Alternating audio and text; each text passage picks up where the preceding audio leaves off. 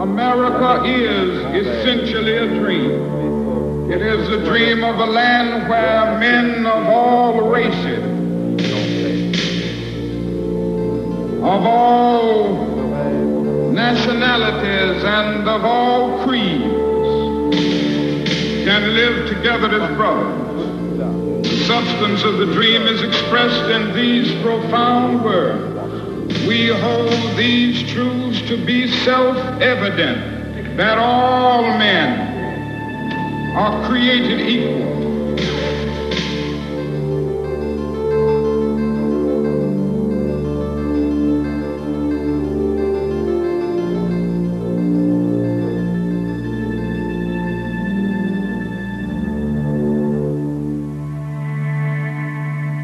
Durant des siècles, ce principe ne s'est pas appliqué aux Noirs. Pendant 300 ans, ils furent achetés en grand nombre en Afrique et transportés en Amérique pour y être vendus comme esclaves.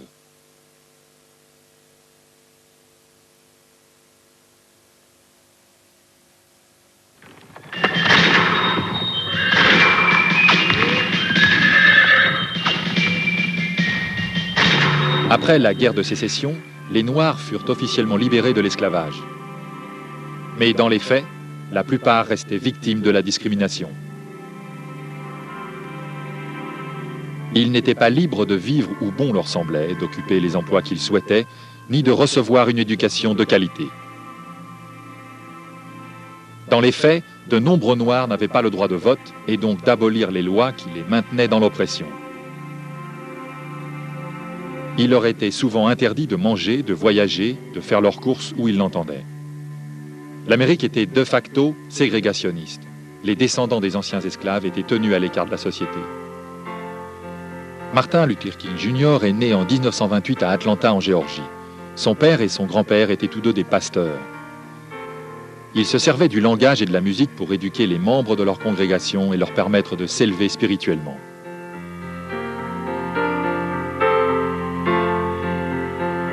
À l'instar de son père, Martin Luther King devint un excellent orateur. À 14 ans, son parcours scolaire était brillant, ce qui lui permit de sauter des classes et de rentrer à 15 ans au Morehouse College, une institution réservée uniquement aux Noirs. Avant même d'obtenir son diplôme, il avait déjà choisi sa voie. À 18 ans, il devint pasteur. Il obtint un diplôme universitaire en théologie, tout d'abord en Pennsylvanie, au Crozer Theological Seminary, puis à l'Université de Boston.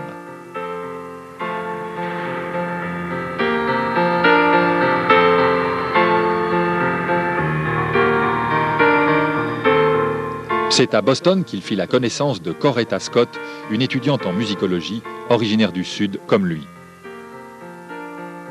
Ils se marièrent en 1953. Coretta était venue dans le Nord pour faire des études et obtenir un travail, une opportunité qui lui aurait été refusée dans le Sud des États-Unis à cause de sa couleur. Quand Martin Luther King reçut une offre d'emploi à Montgomery, en Alabama, il l'accepta, pensant que c'était dans le Sud qu'il pourrait rendre de grands services à ses frères de couleur. Yolanda, l'aîné des 4 enfants du jeune pasteur, naquit en novembre 1955 dans cette ville. Et à l'âge de 26 ans, King obtint son doctorat. Au cours de ses études, Martin Luther King put étudier la stratégie politique du Mahatma Gandhi, qui essayait d'arracher l'indépendance de l'Inde aux colonisateurs britanniques. Gandhi était conscient qu'une insurrection entraînerait une intervention armée des Britanniques.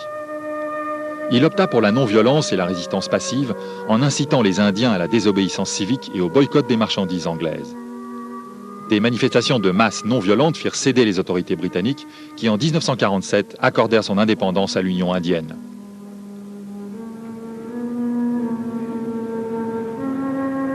Martin Luther King pensait que la même stratégie pourrait s'appliquer pour faire aboutir les revendications des Noirs américains.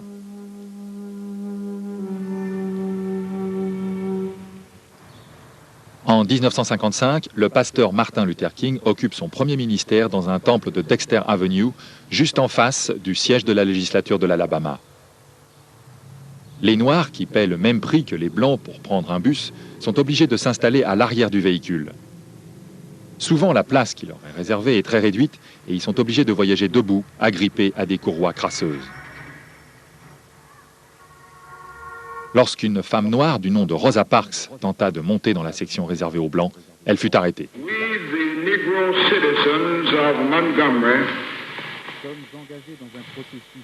have been engaged in a non-violent protest against injustices and indignities experienced on city buses. Le lundi 5 décembre 1955, aucun passager noir ne prit le bus à Montgomery. Durant la nuit, un comité avait été formé afin d'organiser la journée de boycott. Martin Luther King était son président.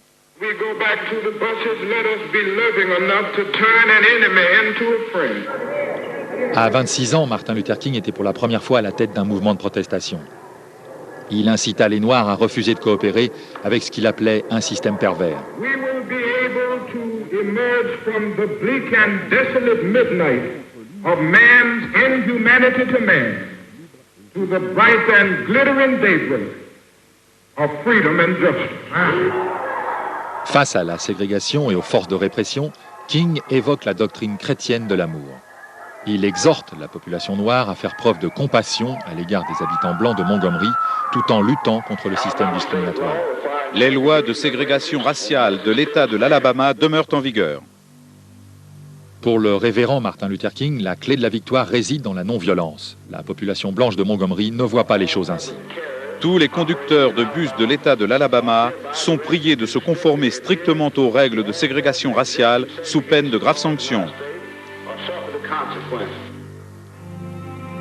De plus en plus de Noirs se déplacent en voiture afin que le boycott soit un succès. We, the Negro citizens of Montgomery, Alabama, do now and will continue to carry on our mass protest.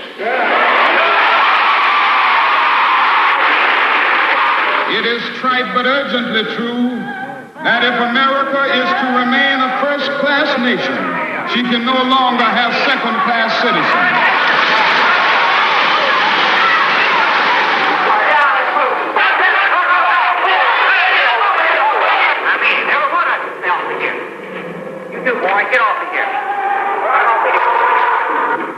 Martin Luther King recevait des menaces de mort tous les jours. He loves a person and hates the evil deed. And I think this is what Jesus meant when he said, love your enemies. And I'm happy that he didn't say like your enemies because it could have some people. It's difficult to like people bombing your home and threatening your children and kicking you about. But Jesus says love them, and love is greater than like. Love is understanding, creative, redemptive goodwill for all men. Qu'avez-vous dit lorsqu'il s'est approché de vous? Well, he said, I want to see you. I told him earlier at the courthouse that he could speak at our meeting tonight if he wanted to, and I invited him and told him that he could have 15 minutes. So I asked him if he was planning to come, and he said, I want to see you about that. Can I step over? And I said, yes. He came over and started hitting me. Right forward. And then after they pulled him away, he started kicking me. Êtes-vous blessé? Avez-vous des vertiges? I don't think so. I just feel a slight headache. I'm sure that'll pass away. Allez-vous poursuivre cet homme? I don't plan to. And I always have to stop and try to define the meaning of love in this area. And interestingly enough, Greek philosophy comes to our aid at this point. Agape is more than friendship. Agape is not something affectionate. Agape is understanding, creative, redemptive goodwill for all men. It is an overflowing love which seeks nothing in return. Theologians would say that it is the love of God operating in the human heart. And when one rises to love on this level, he loves men not because he likes them, but he loves every man because God loves him. He goes on with that. Vous avez vécu des moments pénibles. Avez-vous peur? No, I'm not. My attitude is that this is a great cause, it is a great issue that we are confronted with, and that the consequences from my personal life are not particularly important. It is a triumph of a cause that I'm concerned about. Début 1956, le révérend Martin Luther King est arrêté pour la première fois.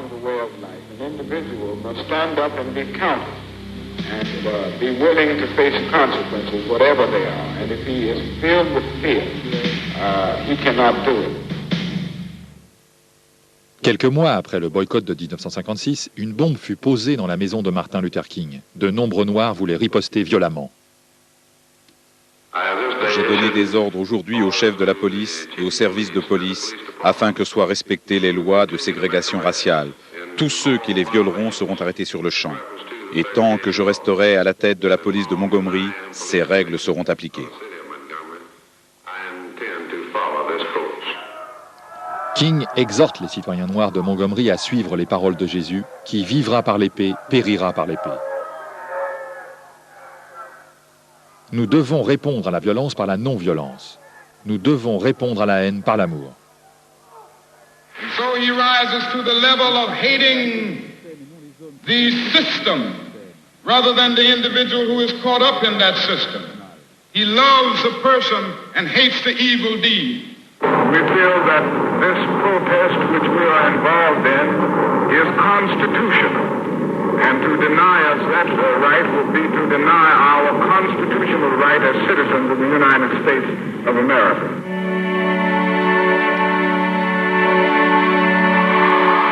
Comme les leaders noirs le souhaitaient, l'Amérique focalisa son attention sur le boycott des bus de Montgomery. Finalement, le 13 novembre 1957, un an après l'arrestation de Rosa Parks, un arrêt de la Cour suprême américaine rendit la ségrégation dans les bus illégale. Martin Luther King venait de prouver son habileté politique. C'était son premier triomphe dans sa lutte pour l'égalité des droits. This is the way that we will get out of this dark night of oppression, make of this nation a better nation. It means that we can stand up, allow the opposition to know that we will not accept injustice. We will stand up against it with our lives, but we will never stoop down to the level of violence and hatred. And we will come to that point and we will be able to convince him that a new world is emerging. L'année suivante, en 1957, Martin Luther King et d'autres militants chrétiens forment une association ayant pour objet la promotion des droits civiques. Il s'agit d'initier les Noirs américains aux principes et aux méthodes de résistance par la non-violence. L'association entend également élargir le mouvement des revendications à l'ensemble de la nation américaine. Lors d'un rassemblement à Washington la même année, Martin Luther King réclame les droits civiques pour tous les Noirs américains. Son deuxième enfant naît en 1957. À la fin des années 1950, Martin Luther King est en première ligne du mouvement revendicatif. We feel that we are right. We have a legitimate gripe, a legitimate protest. Comme de nombreux leaders noirs, il est arrêté à maintes reprises pour avoir désobéi aux lois ségrégationnistes. Il écrira plus tard « Je suis fier de mes actes, j'ai ainsi rejoint mon peuple dans son combat non violent contre l'injustice. Mon crime a consisté à insuffler à mes semblables le sens de la dignité et le respect de soi-même. Mon crime a été de désirer que mon peuple puisse bénéficier des droits inaliénables à tout être humain, celui de vivre libre et de rechercher le bonheur. Mon plus grand crime a été de vouloir les convaincre que le refus de coopérer avec les forces du mal est moralement aussi important que d'agir pour la quête du bien. And we feel also that one of the great glories of American democracy is that we have the right to protest far right. This is a non-violent protest. We are depending on moral and spiritual forces, using the method of passive resistance. Even if we have to receive violence, we will not return violence. Plus tard, en 1958, un illuminé le poignarda alors qu'il signait des autographes sur son premier livre, La marche vers la liberté. The pathetic aspect of this experience is not the injury to one individual. It demonstrates that a cloud of hatred and bitterness so permeates areas of our nation that inevitably deeds of extreme violence must erupt. Après une longue convalescence, Martin et Coretta Scott King séjournent un mois en Inde au début de l'année 1959.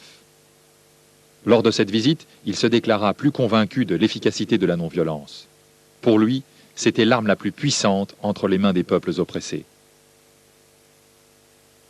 God is not interested merely in the freedom of black men and brown men and yellow men. God is interested in the freedom of the whole human race and the creation of a society.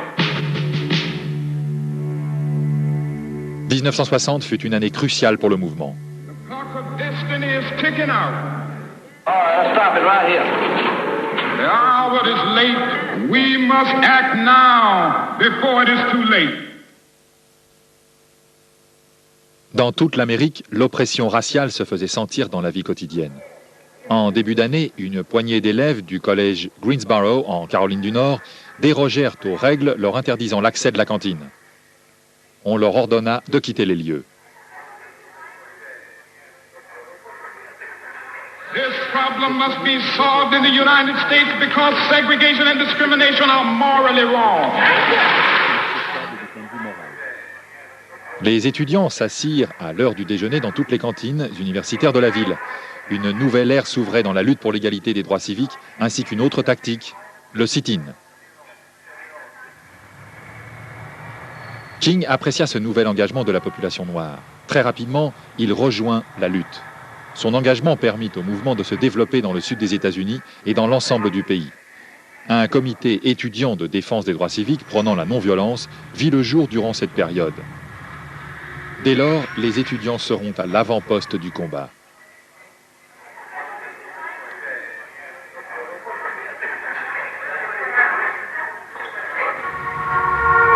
Plus tard, ces mêmes jeunes ébranleront les bases même du mouvement attaché à la non-violence.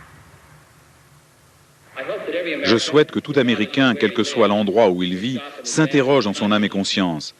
Cette nation est l'œuvre de citoyens d'origines diverses et de milieux socioculturels différents. Elle se fonde sur le principe selon lequel tous les hommes naissent libres et égaux en droit. Nous sommes engagés aujourd'hui dans une lutte universelle afin de promouvoir et de protéger les droits de tous ceux qui désirent vivre libres. Allons-nous dire au monde entier et allons-nous accepter que cette nation soit une terre de liberté pour tous, excepté les nègres? Allons-nous nous convaincre qu'il n'existe pas de citoyens de deuxième classe, excepté les nègres? Allons-nous affirmer que notre société n'est pas divisée en classes ou en castes, qu'il n'y a pas de ghetto et de race dominante, à l'exception de la ségrégation que l'on inflige aux nègres? L'heure est venue pour notre nation de respecter ses engagements. Des élections eurent lieu en 1960. John Fitzgerald Kennedy représentait une chance d'émancipation aux yeux de nombreux Noirs. Les leaders noirs américains soutenaient activement sa candidature et son programme qui prônait l'égalité des droits et la justice pour tous. And I would say that there are some things that we must continue to do in order to make the American dream a reality and save our nation in this hour. L'Amérique hésitait entre Kennedy et Richard Nixon. Seuls les Noirs votèrent en masse pour Kennedy, qui remporta les élections de justesse. Cependant, l'instauration d'une législation d'égalité raciale se fit attendre. Le président Kennedy et son frère, le procureur général Robert Kennedy, ne pensaient pas que les projets de loi sur les droits civiques puissent aboutir, le Congrès étant entre les mains des conservateurs.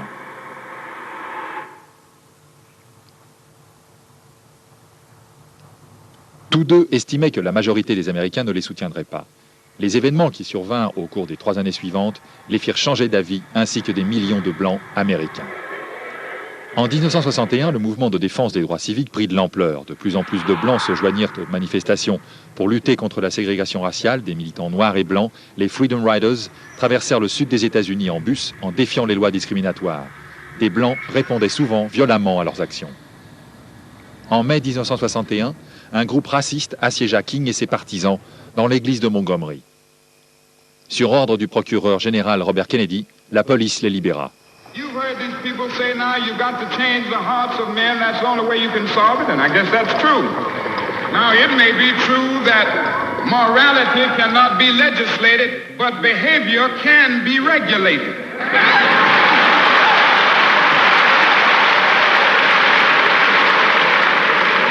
I guess it is true that the law can't make a man love me. Religion and education must do that. But the law can keep him from lynching me, and I think that's pretty important too. Le gouvernement fédéral commença à prendre des mesures. En 1961, il mit officiellement un terme à la ségrégation raciale dans les transports entre États. De nombreuses vies humaines furent sacrifiées pour que progressent les droits civiques. Des émeutes éclatèrent et 2 personnes trouvèrent la mort quand en 1962, un tribunal ordonna l'admission du premier étudiant de couleur, James Meredith, à l'université du Mississippi. Major Evers était le doyen du chapitre réformé du Mississippi, la plus ancienne association de défense des droits civiques aux États-Unis. En juin 1963, il fut abattu devant sa maison. Son assassin ne fut jugé qu'en 1993. Mais la pression augmentait toujours et elle atteint son comble en 1963. Au début de l'année, le révérend Martin Luther King et d'autres leaders avaient décidé de concentrer leur lutte dans la ville la plus ségrégationniste des États-Unis, Birmingham, en Alabama. He could call out the state militia. He could call out the National Guard and kill hundreds and hundreds of innocent people and argue that they are inciting a riot. They know how to handle violence, but they've proved over and over again that they don't know how to handle non-violence. Les dirigeants noirs avaient organisé une manifestation de grande ampleur. Le 12 avril 1963, Martin Luther King, accompagné de M. Abernathy et de milliers de manifestants, défilèrent dans le centre de Birmingham. Les manifestants violaient délibérément les consignes du chef de la police, Bull Connor, interdisant tout rassemblement. Il y eut des arrestations en masse. King et Abernathy avaient prévu qu'ils seraient eux aussi arrêtés et emprisonnés.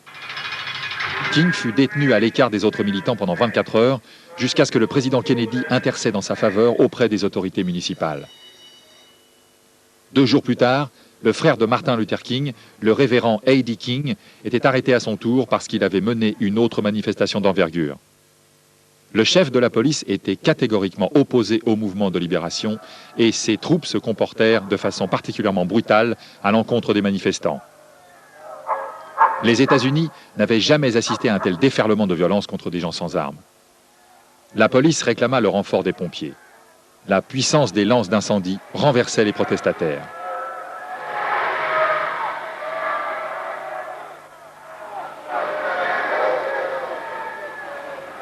Une telle répression n'était pas nouvelle. Mais grâce à la télévision, toute l'Amérique en était désormais témoin. Elle réalisa que les manifestants étaient non violents alors que la police force.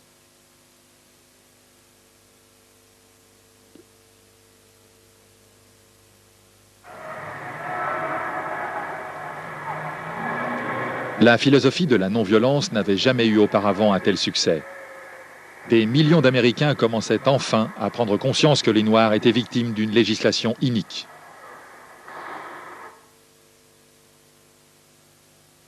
John Kennedy vit lui aussi ces images. Le président, issu d'une famille aisée de Nouvelle-Angleterre, était confronté à la dure réalité de la vie des Noirs américains.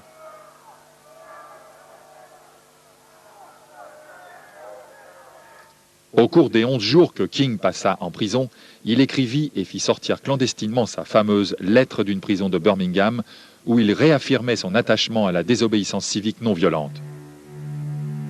Depuis des années, on nous dit d'attendre.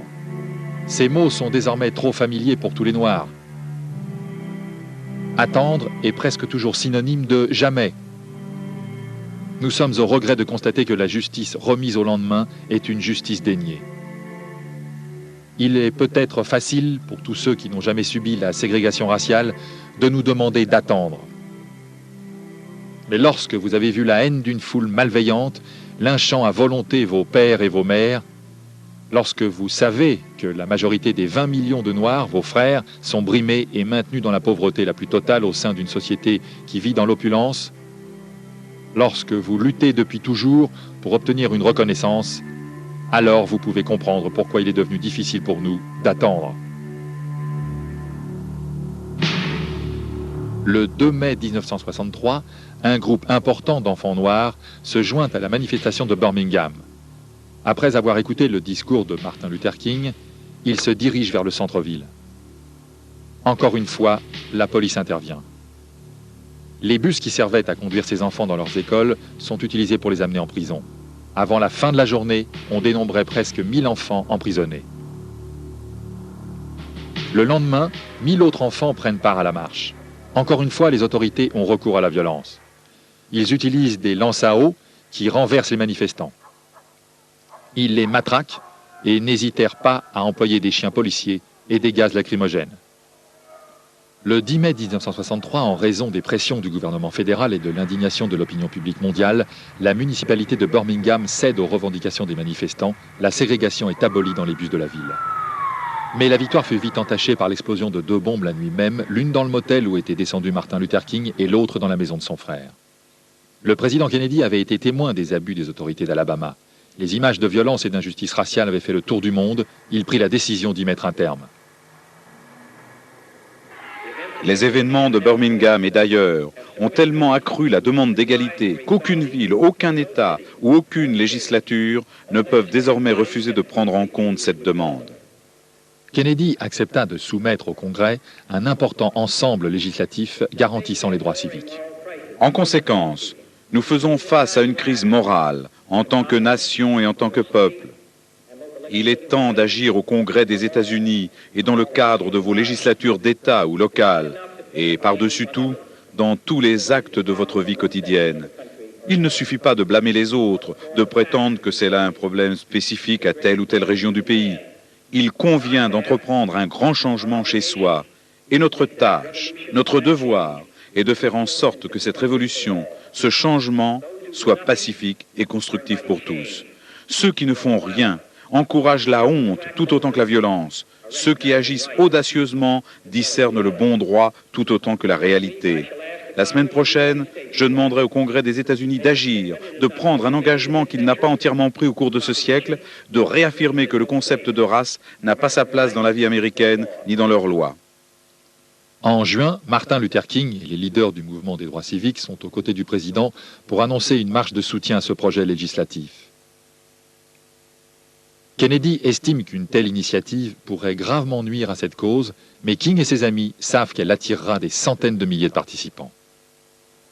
La grande marche sur Washington eut lieu en août 1963 et, comme il l'avait prévu, un très grand nombre de Noirs et de Blancs vinrent affirmer que le temps de la discrimination raciale aux États-Unis était révolu. Dans notre combat, nous ne sommes pas seuls. Mon Dieu, c'est parfois difficile, particulièrement pour ceux qui luttent dans le Sud profond et font face à toutes les violences, à toutes les souffrances. Mais quelque chose nous console en chemin, c'est d'être persuadés que notre cause est bonne. En revenant en Alabama, au Mississippi et en Géorgie, je ne suis ni désespéré ni amer, mais convaincu que nous avançons vers la lumière de la liberté. That we are moving into a bright day of freedom.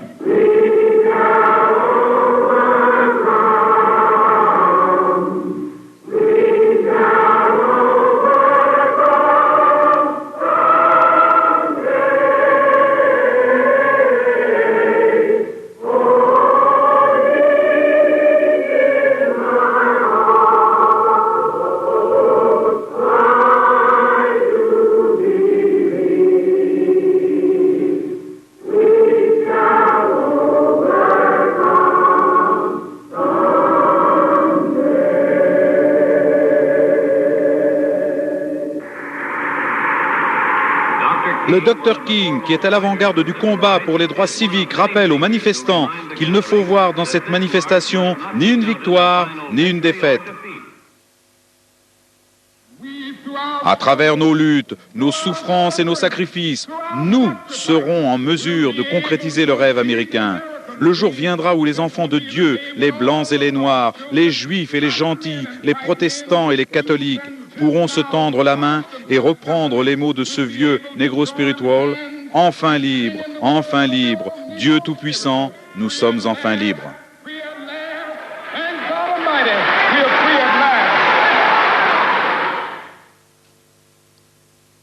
Cette journée est à marquer d'une pierre blanche dans l'histoire des États-Unis et le discours du pasteur Martin Luther King fut sans nul doute son point d'orgue.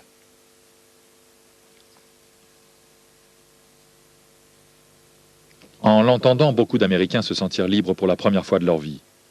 En vérité, ce fut la plus importante manifestation en faveur des droits civiques de toute l'histoire. À travers tout le pays, ou devant leur télévision dans le monde entier, des millions d'hommes et de femmes s'y associèrent. L'élan en faveur d'une législation sur les droits civiques ne pouvait plus être brisé. Quelques terroristes passèrent néanmoins à l'action. En septembre, à Birmingham, une bombe explosa dans une église fréquentée par les Noirs. 4 jeunes filles furent tuées. Comme toujours, Martin Luther King déplora la violence, mais insista pour que ses adeptes ne cèdent pas à la violence eux-mêmes. En 1968, n'avait-il pas écrit que la loi du talion, œil pour œil, dent pour dent, laisse tout le monde aveugle?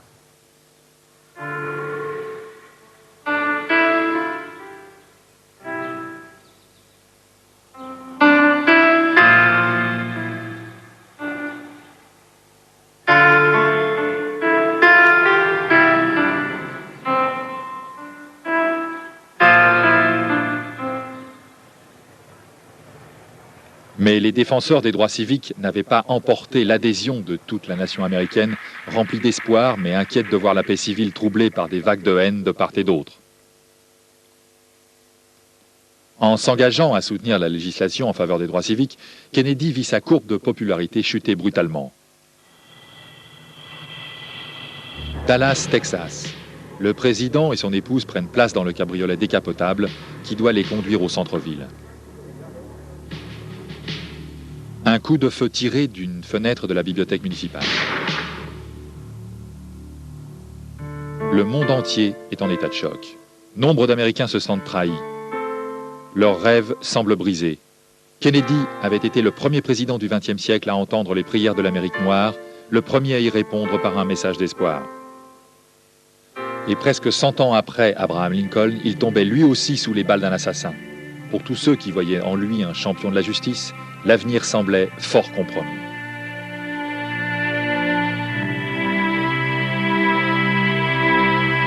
Martin Luther King déclarait « En pleurant le président Kennedy, nous ne pleurons pas seulement sur l'homme qui était devenu la fierté de la nation, mais encore sur nous-mêmes, car nous savons désormais que nous sommes malades. »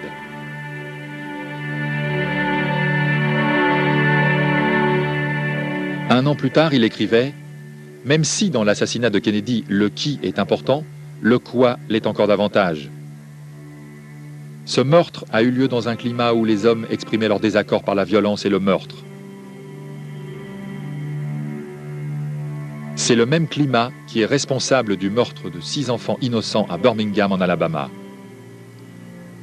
Ainsi donc, dans un certain sens, nous sommes tous impliqués dans cet acte horrible qui a terni l'image de notre nation. Nous avons créé une atmosphère où la violence et la haine sont devenus des passe-temps populaires. De façon prophétique, Martin Luther King déclara aussi qu'il partagerait un jour le sort de Kennedy. « Je ne verrai jamais mon 40e anniversaire », ajoutait-il. Les années les plus agitées dans la lutte pour les droits civiques allaient bientôt prendre fin. Sous la direction du président Lyndon Johnson, les États-Unis s'impliquaient davantage dans la guerre du Vietnam et se divisaient comme jamais. De nouvelles forces apparaissaient parmi les militants des droits civiques. Certains jugeaient totalement dépassée la stratégie de Martin Luther King, sa foi en la non-violence et en l'inévitable union de toutes les races au sein d'une grande fraternité humaine. Mais pour Martin Luther King et le mouvement dont il incarnait la conscience, les plus grands succès étaient encore à venir. Ses actes de protestation, son courage, même quand il s'agissait de risquer sa vie, ont réveillé la conscience de cette nation.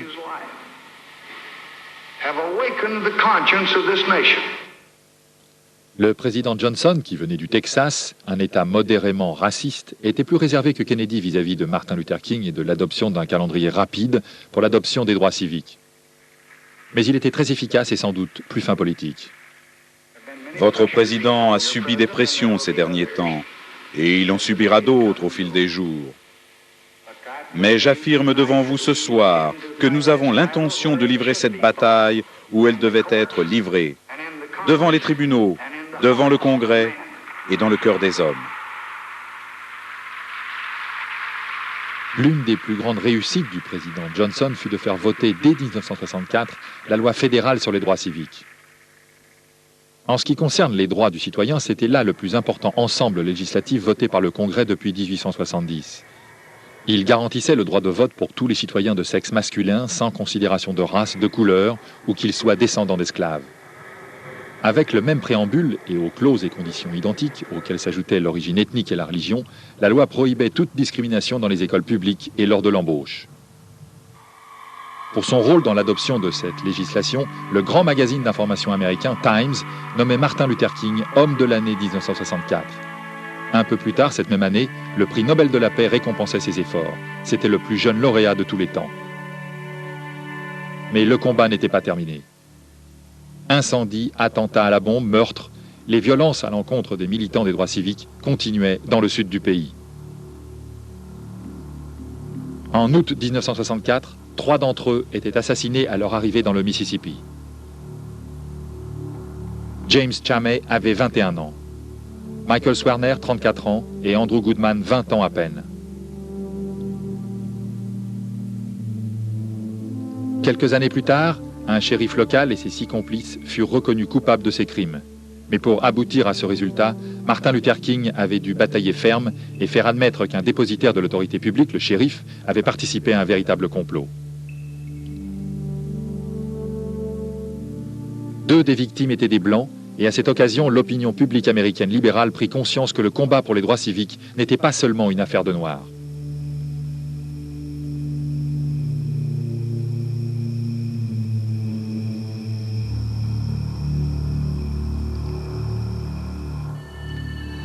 Pour Martin Luther King, le prix Nobel n'était pas un bâton de maréchal. Il n'entendait pas se reposer sur ses lauriers et prendre une retraite pourtant bien méritée. En mai 1964, alors qu'il participait à une manifestation à Saint-Augustine en Floride, il était encore une fois arrêté. Et d'autres arrestations suivraient. Nous allons dans les prisons de Jackson, Mississippi, pour transformer ces bastions de la honte en paradis de la liberté et de la dignité humaine.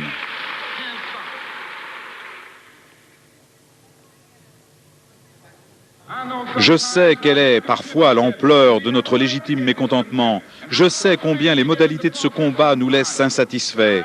Mais je tiens à réaffirmer devant vous ce soir que cette stratégie de non-violence nous aidera à triompher. Nous ne cherchons pas à passer d'un statut de désavantage à un statut de privilégié, ce qui reviendrait à dénaturer la justice. Nous ne remplacerons pas une tyrannie par une autre. Car la suprématie noire est aussi dangereuse que la suprématie blanche. Au sein du mouvement, tous n'étaient pas aussi prudents que Martin Luther King. Un extrémiste se faisant appeler Malcolm X manifestait son impatience face à la stratégie non violente du pasteur et petit à petit son audience augmentait. Malcolm X prônait le séparatisme noir.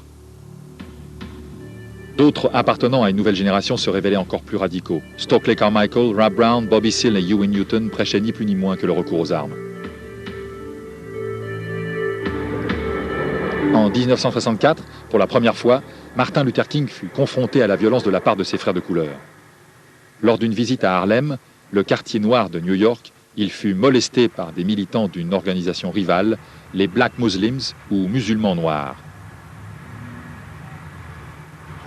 King se rendait compte qu'il serait de plus en plus difficile de réaliser un consensus au sein du mouvement pour les droits civiques, mais il s'en tenait néanmoins à sa stratégie de désobéissance civile, de résistance passive et de non-coopération avec ce qu'il appelait les forces du mal.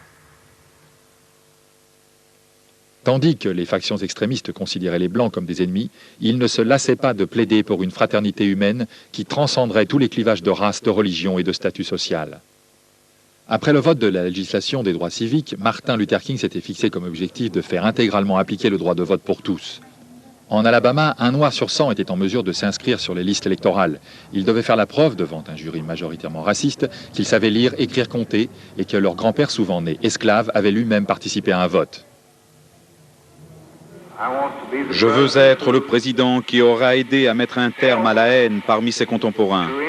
Celui qui aura partout favorisé l'amour entre les hommes de toute race, quel que soit leur parti politique.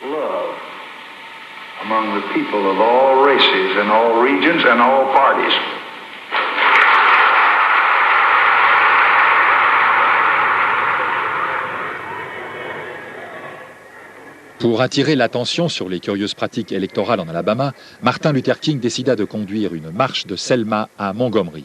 Et comme d'habitude, les autorités locales aidèrent sa cause en interdisant cette marche. Au début du mois de février 1965, il fut encore une fois jeté en prison. Mais une semaine plus tard, il était à la Maison-Blanche pour presser le président Johnson de faire passer une législation fédérale fixant les modalités du droit de vote pour tous. Tandis que King était en prison, Malcolm X vint rendre visite à son épouse afin de lui témoigner publiquement son soutien. Mais si cette revendication n'aboutissait pas, le mouvement risquait de déraper dans la violence et de s'exposer à une terrible répression. Toutefois, le 21 février 1965, Malcolm X était assassiné à New York. Les factions militantes avaient désormais leur premier martyr.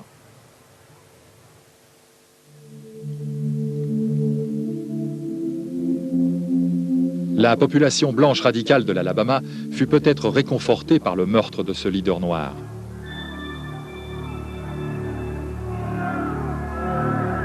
Nombre d'entre eux craignaient qu'une majorité noire n'élise des représentants de cet acabit. Aussi réprimèrent-ils très violemment la tentative de marche de Selma à Montgomery. Un pasteur qui y participait fut assassiné. Les marcheurs furent repoussés, mais comme toujours, les arrestations et la violence avaient centré l'attention du public sur la ségrégation raciale qui persistait dans le Sud. Ce qui s'est produit à Selma fut une tragédie pour l'Amérique. Les coups qui ont été donnés, le sang qui a été répandu, la vie d'un homme de bien qui a été perdu, tout cela doit renforcer en chacun d'entre nous la détermination d'instaurer une justice pleine et entière pour tous les gens de notre peuple.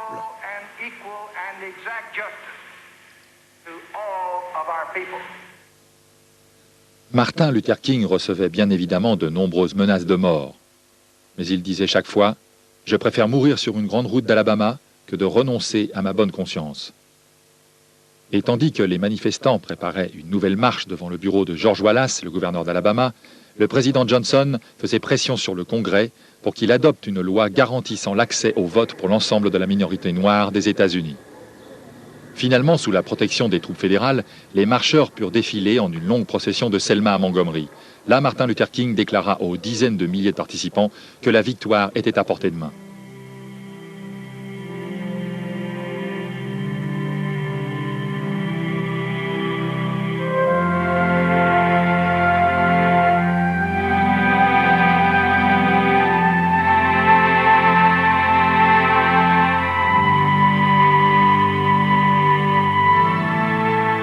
Cette démonstration pacifique aida beaucoup le président Johnson à faire adopter la nouvelle législation sur l'inscription électorale. Enfin, le 6 août 1965, il pouvait apposer sa signature au bas d'un document d'une importance capitale. Désormais, aucun État ne pouvait plus refuser l'inscription électorale à quiconque et pour quelque motif que ce soit, sauf en cas de condamnation à une peine de privation des droits civiques prononcée par des tribunaux réguliers.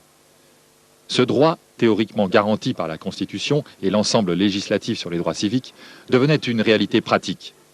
La bataille était gagnée et Martin Luther King décida d'étendre son champ d'action à d'autres questions capitales, la lutte contre la pauvreté et la paix dans le monde. Je viens d'avoir une heure de discussion très fructueuse avec le président Johnson sur les questions fondamentales qui se posent à notre nation dans le domaine des droits civiques. En préliminaire, j'ai félicité le président pour avoir fait passer la nouvelle loi sur le droit de vote, sachant qu'il avait sans cesse travaillé avec passion dans ce domaine. Et je lui ai fait clairement savoir que ce serait un grand pas en avant vers la suppression de tous les obstacles restants pour l'obtention du droit de vote pour tous.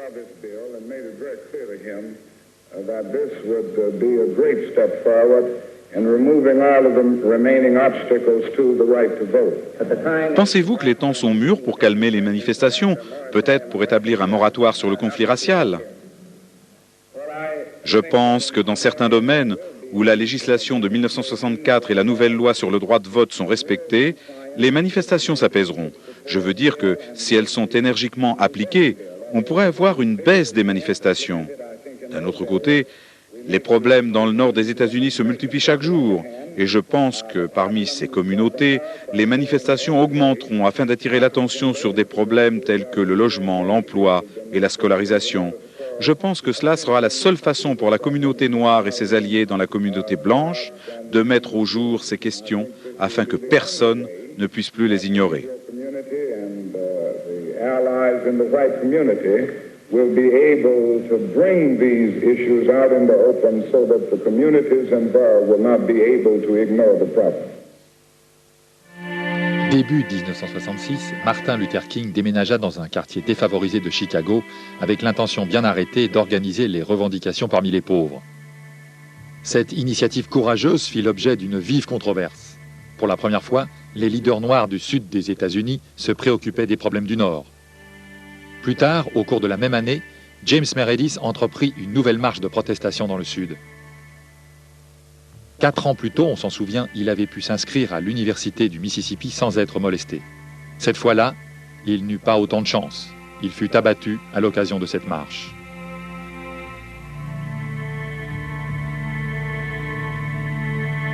Martin Luther King et ses amis décidèrent de retourner dans le Sud pour poursuivre la marche. Mais à cette occasion, ils furent confrontés à des militants des Panthères Noires qui voulaient répondre à la violence par la violence. Pour cette jeune génération de militants, la stratégie non violente ne correspondait plus à l'état d'esprit des Noirs américains.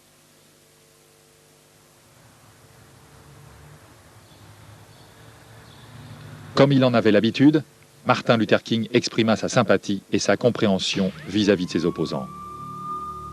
Dans le courant de cette année-là, le quartier de Watts à Los Angeles fut le théâtre de violentes émeutes. En 5 jours, 34 personnes furent tuées. Des centaines de maisons et de boutiques furent incendiées ou pillées. En juillet de l'année suivante, de nouvelles insurrections éclataient à Détroit et Newark.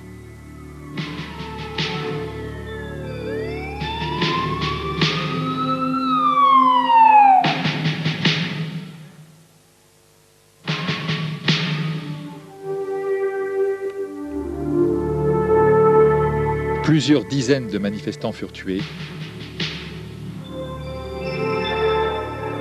et des milliers de Noirs se retrouvèrent à la rue. Avec près d'1 demi-million d'hommes combattant au Vietnam, il semblait bien que l'Amérique soit incapable de retrouver la paix civile.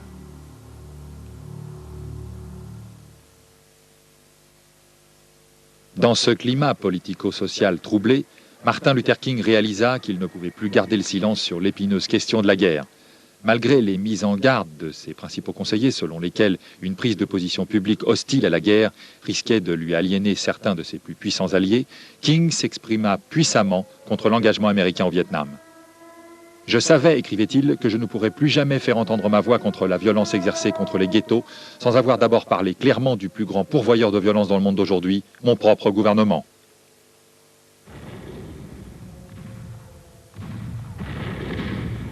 Le monde réclame aujourd'hui à l'Amérique une maturité que nous ne sommes peut-être pas en mesure de réaliser. Il demande d'admettre que dès le début, nous avons eu tort d'intervenir au Vietnam et que notre intervention a été préjudiciable au peuple vietnamien. Nous sommes maintenant dans une situation où il convient de se préparer à un changement de cap radical. « Repens-toi », nous dit le Nouveau Testament. Et il est temps pour l'Amérique de se repentir, car le royaume de Dieu est en vue.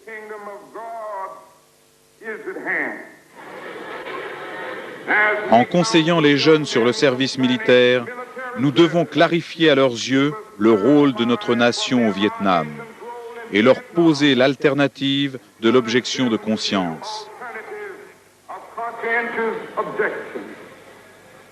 En vérité, je vous le dis, j'ai l'espoir que chaque jeune homme de ce pays qui trouve cette guerre contestable, abominable et injuste s'inscrive comme objecteur de conscience.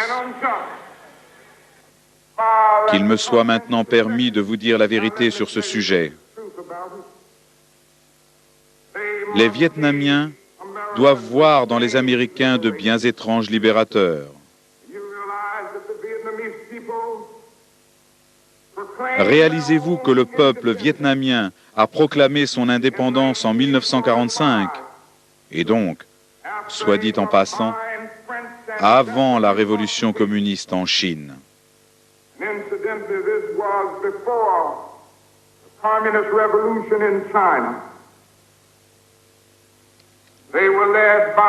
Et c'est Ho Chi Minh qui le conduisait. Peu de gens le savent, mais dans le préambule sur les libertés de leur déclaration d'indépendance, ils ont repris les termes de notre déclaration d'indépendance. Néanmoins, notre gouvernement a refusé de les reconnaître. Et qui soutenons-nous aujourd'hui au Vietnam?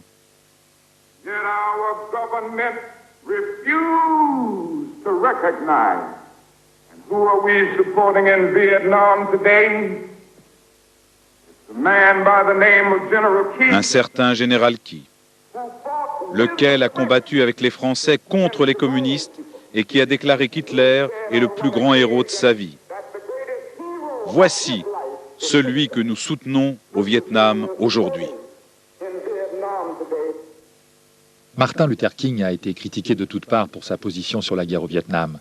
Des éditorialistes influents ont écrit son faire-part de décès en tant que leader national. Le président Johnson, qui poursuivait cette guerre avec autant d'énergie qu'il en avait mis pour faire passer la loi sur les droits civiques, se sentit personnellement trahi par Martin Luther King et toute l'Amérique noire. Mais au cours de l'année même où Martin Luther King prononça ce discours, un tel revirement d'opinion publique se manifesta contre la guerre que Lyndon Johnson décida de ne pas se présenter pour un second mandat. Martin Luther King fut probablement le plus important leader américain à prendre une position contre la guerre au Vietnam, fondée sur des considérations morales. Fin mars 1968, il conduisit à Memphis, Tennessee, une manifestation réunissant 8000 participants. Cette fois, des heurts violents se produisirent. Quelqu'un doit avoir assez de bon sens pour répondre à la haine par l'amour. Quelqu'un doit avoir assez de bon sens pour répondre par la force spirituelle à la force physique. Et encore, dans le même temps, gagner les cœurs et les âmes de ceux qui ont permis à l'iniquité de perdurer. Nous avons été abusés pendant si longtemps. Je sais la tentation qui nous vient tous à l'esprit après avoir vu tant d'iniquité de nos propres yeux. Je comprends pourquoi certains qui ont été quelque peu mal guidés parlent de séparation raciale plutôt que d'intégration raciale. Patiemment, je me dois de leur dire que c'est la suprématie de Dieu qui met en danger la suprématie blanche. Résolu à montrer au monde que la non-violence n'est pas morte, Martin Luther King annonça une nouvelle marche de protestation. Ayant pris contact avec des factions militantes impliquées précédemment dans des violences, il parvint à les convaincre de s'associer à sa manifestation sans recourir à l'affrontement. Dans un discours prononcé le 3 avril, il parla de la guerre à l'étranger et de la guerre dans la société américaine en utilisant les mêmes termes. Les hommes, depuis des années maintenant, ont parlé de la guerre et de la paix. Désormais, ils ne peuvent plus se contenter d'en parler. Ce n'est plus désormais une question de choix entre la violence et la non-violence en ce monde. Désormais, le choix est entre la non-violence et le néant. Le pasteur King poursuivit par des mots prophétiques. « Des jours difficiles nous attendent. Comme tout le monde, j'aimerais vivre longtemps. Mais ce n'est pas cela qui me préoccupe en ce moment. Je veux simplement accomplir la volonté de Dieu. Et il m'a permis de gravir la montagne, et j'ai regardé par-dessus, et j'ai vu la terre promise. Je n'y parviendrai peut-être pas avec vous, mais je veux que vous sachiez ce soir que nous, en tant que peuple, nous toucherons à la terre promise. Et je suis heureux ce soir, je n'ai aucun souci. Je ne crains aucun homme. Mes yeux ont vu la venue du Seigneur dans sa gloire. » Dieu ne s'intéresse pas du tout à la liberté des hommes noirs, des hommes à peau foncée et des hommes jaunes. Mais Dieu s'intéresse à la libération de tout le genre humain et à la création d'une société où tous les hommes vivront ensemble comme des frères. Nous n'avons pas besoin de haine. Nous n'utilisons pas de bombes. Il existe une autre voie, une voie aussi vieille que l'annonciation de Jésus de Nazareth, aussi moderne que les techniques du Mahatma Gandhi. Il y a une autre voie, une voie aussi ancienne que celle de Jésus, nous demandant d'aimer nos ennemis et de bénir ceux qui nous veulent du mal, de prier pour ceux qui nous abusent. Comme l'a dit Gandhi, la non-coopération avec le mal est autant un devoir moral que l'accomplissement de la volonté de Dieu. Il y a une autre voie, une voie aussi ancienne que celle de Jésus disant « Si l'on te frappe sur la joue droite, tends la joue gauche ». Et quand il a dit qu'il réalisait que tendre l'autre joue pouvait parfois apporter la souffrance, cela peut s'appliquer à votre maison que l'on fait sauter. Il réalisait que vous pourriez être frappé parfois. Il réalisait que cela pourrait vous conduire à avoir peur parfois. Ce que disait Jésus en substance, c'est qu'il vaut mieux traverser la vie avec un corps qui a peur qu'avec une âme effrayée. Le lendemain 4 avril 1968, Martin Luther King sortit prendre l'air sur le balcon de la chambre du motel où il venait de conférer avec Ralph Abernathy, Jesse Jackson et quelques autres.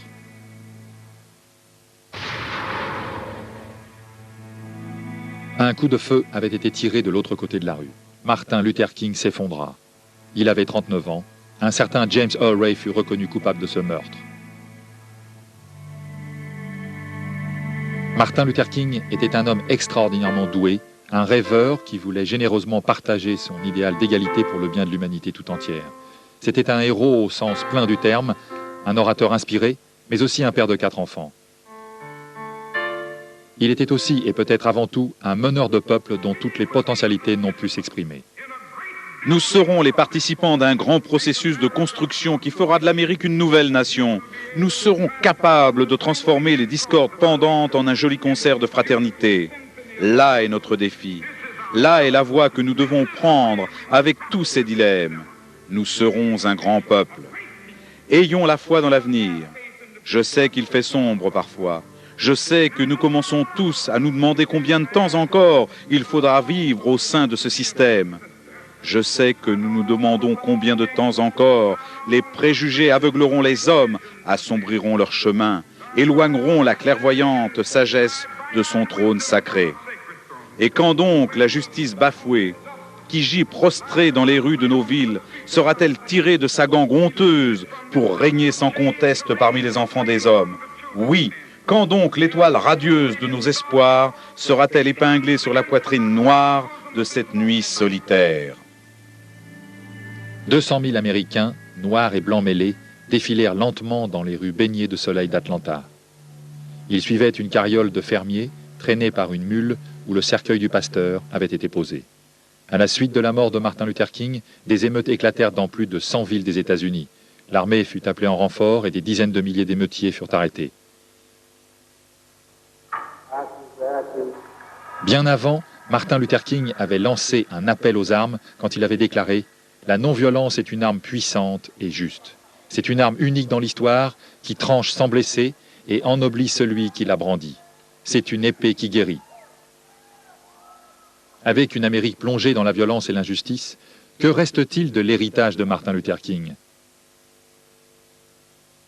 En 1955, avant qu'il ne rentre dans la vie publique, les Noirs ne pouvaient même pas voter dans une vaste partie de l'Amérique. L'œuvre de Martin Luther King a rendu possible l'élection d'Edward Brooks, le premier sénateur noir des États-Unis d'Amérique. En 1967, Thurgood Marshall prêtait serment en qualité de juge à la Cour suprême des États-Unis. Ce fut le premier noir à occuper cette haute fonction. La même année, Carl Stokes et Richard Hatcher devenaient les premiers maires noirs de 2 grandes villes américaines. L'année suivante, ce fut au tour d'une femme noire d'être élue au Congrès des États-Unis. Encore une première. Si cela semble être trop peu et trop tard, qu'on se souvienne que l'héritage de Martin Luther King demeure un appel en faveur de l'initiative personnelle pour un changement profond, positif et immédiat.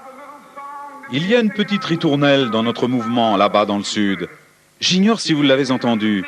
C'est devenu la chanson à thème « We shall overcome ». Nous vaincrons. Au fond de mon cœur, je le crois vraiment, nous vaincrons. Ma vie durant, j'ai souvent serré les mains des étudiants ou d'autres personnes derrière des barreaux en la chantant « We shall overcome ». Quelquefois, des larmes emplissaient nos yeux quand on se réunissait pour la chanter. Mais nous décidions quand même de l'entonner « We shall overcome ». Longtemps avant que cette victoire soit nôtre, certains auront à se laisser jeter en prison encore. Mais « We shall overcome ». Nous vaincrons parce que la vérité foulée aux pieds se relèvera. We shall overcome. Au fond de mon cœur, oui, je le crois. We shall overcome. Animés de cette foi, nous sortirons dans la lumière et nous repousserons les tenants des ténèbres. Et nous apporterons une lumière nouvelle dans les antres sombres du pessimisme. Et nous pourrons nous relever des abîmes du désespoir pour accéder au flamboiement de l'espérance. Et cela sera une grande Amérique. Nous amènerons des participants pour faire en sorte qu'il en soit ainsi. Et comme je vous quitte cet après-midi, je dis, marchez ensemble les enfants, ne vous faites pas de soucis, merci. Ce fut une grande réunion du chapitre.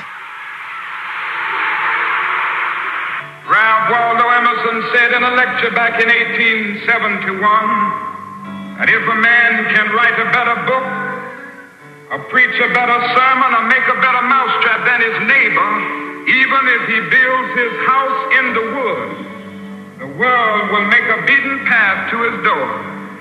This will become increasingly true. We're going to have to take advantage of new opportunities.